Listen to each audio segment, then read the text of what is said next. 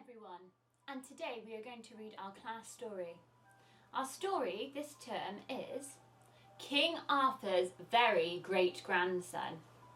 So make sure you're sitting comfortably and let's begin. On the day Henry turned 6 years old, he woke up early, ate a large breakfast, mounted his trusty donkey Knuckles and went out in search of adventure.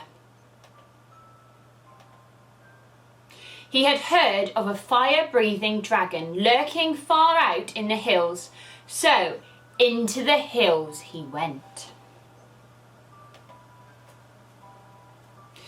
When he found the terrible dragon, Henry announced himself loudly. "Behold, vile worm! I, Henry Alfred Grimorrison, a knight of King Arthur's blood, do hereby challenge you to a fight of the uttermost." The dragon drew in a long, slow breath. But all he blew out was smoke rings. "Can you top that, young knight?" "Smoke rings?" Henry exclaimed. "I have no time for smoke rings. I want a fight of strength against strength, might against might." "I see. Well, if rough adventure is what you seek, maybe you should try the Cyclops up in the high mountains." Straight away, Henry and Knuckles sped into the high mountains, eager to do battle with the one-eyed giant. Near the day's end, Henry found himself face to face with the dreaded Cyclops. The Cyclops stared at Henry, and Henry stared back.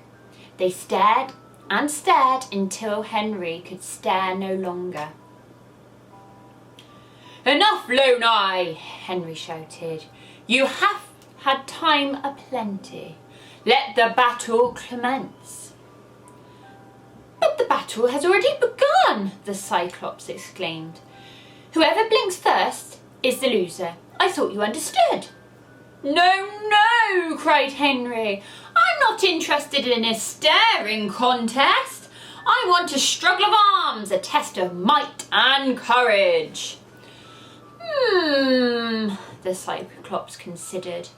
"If it is physical strength and peril you desire, you should visit the Griffin down in the valley."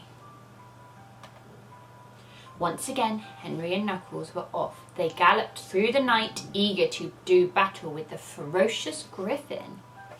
High in the branches of a massive chestnut tree, Henry found the Grim Griffin. He held out his sword and cried, "Aha, strange bird, I come, and at last I have found a worthy opponent. Now unsheathe your claws and let us have a do." And to Henry's delight, the formidable beast agreed and pulled out a chessboard. "I prefer black. Is that okay?" the Griffin asked. "No, it is not okay," shouted Henry. "I want swordplay, a struggle, a battle to the uttermost. If you will not have a do with me, tell me who will." "Well, if it is danger you seek," advised the Griffin, "then go down to the sea and you will find the Leviathan. For the living creatures, this beast is the most feared." So Henry leapt atop of Knuckles and rode ferociously to the sea, determined to have a battle, come what may. There, in the rolling water, Henry glimpsed a truly enormous beast just below the surface.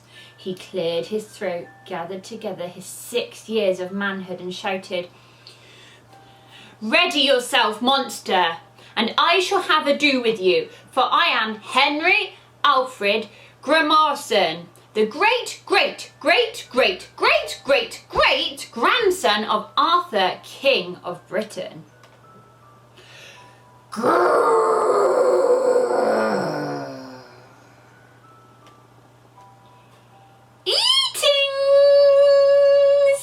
"I say greetings to the highly esteemed great, great, great, great, great, great, hey, wait, where are you me. Hello! Even though he hadn't subdued the Leviathan, Henry was not dismayed. After all, he had travelled great distances and come face to face with 4 terrible monsters. To his knowledge, not even the great King Arthur had accomplished as much in his first 2 days as a 6-year-old. But Henry had also found something he hadn't known he had been looking for. Friendship. And he liked that very much.